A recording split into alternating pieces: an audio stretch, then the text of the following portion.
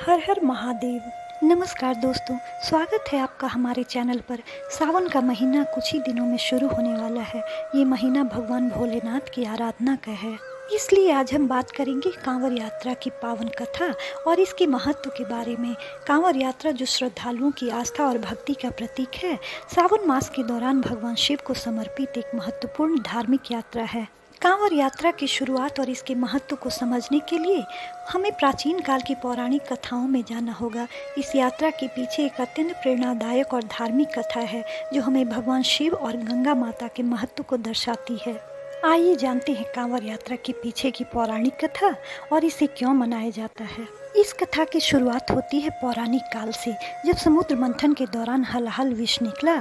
उस विष को नीलकंठ महादेव ने अपने कंठ में धारण कर लिया, जिससे समस्त संसार की रक्षा हुई। इसके बाद भगवान शिव ने अपने भक्तों को आदेश दिया कि वे गंगा जल लाकर उनका अभिषेक करें। तभी से कांवड़ यात्रा की परंपरा की शुरुआत हुई। हर साल लाखों श्रद्धालु गंगा नदी से जल भरकर अपने अपने शिवालयों में भगवान शिव का अभिषेक करने के लिए यात्रा पर निकलते हैं। इस यात्रा के दौरान भक्त पैदल चलकर कठिनाइयों का सामना करते हुए अपने भगवान के प्रति अपनी श्रद्धा और भक्ति को प्रकट करते हैं।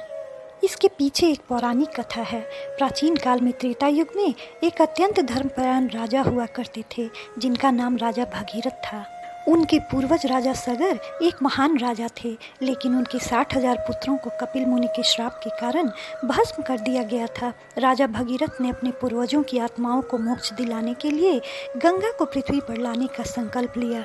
राजा भगीरथ ने कठोर तपस्या की, जिससे गंगा माता प्रसन्न हुई और पृथ्वी पर आने के लिए तैयार हो गईं। लेकिन गंगा की प्रचंड धारा को नियंत्रित करने के लिए भगवान शिव की सहायता की आवश्यकता थी। तब भगीरथ ने भगवान शिव की आराधना की और उन्होंने गंगा की धारा को अपनी जटाओं में समाहित कर दिया और फिर धीरे धीरे पृथ्वी पर प्रवाहित किया।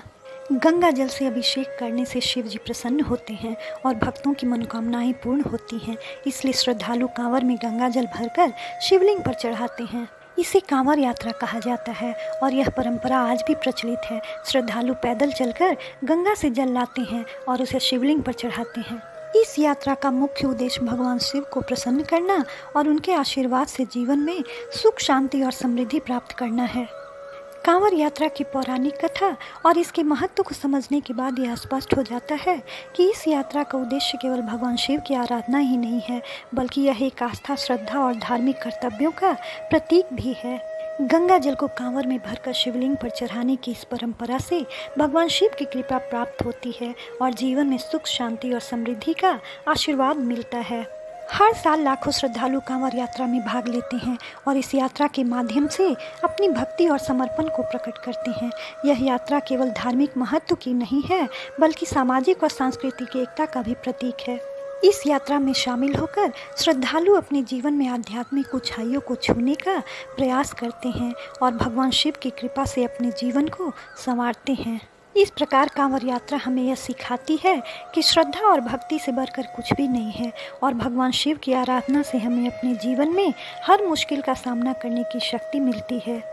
दोस्तों, कांवड़ यात्रा केवल एक धार्मिक यात्रा नहीं है, बल्कि यह भक्ति, समर्पण और संकल्प की मिसाल है। यह यात्रा हमें यह सिखाती है कि सच्ची भक्ति में कठिनाइयों का कोई महत्व नहीं होता और जब हमारे दिल में भगवान के प्रति असीम श्रद्धा होती है तो हर मुश्किल राह आसान हो जाती है।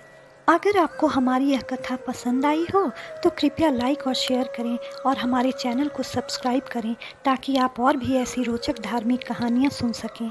नीचे कमेंट्स में बताएं कि आपको कांवड़ यात्रा की यह कथा कैसी लगी। धन्यवाद और फिर मिलते हैं एक नई कहानी के साथ। हर हर महादेव।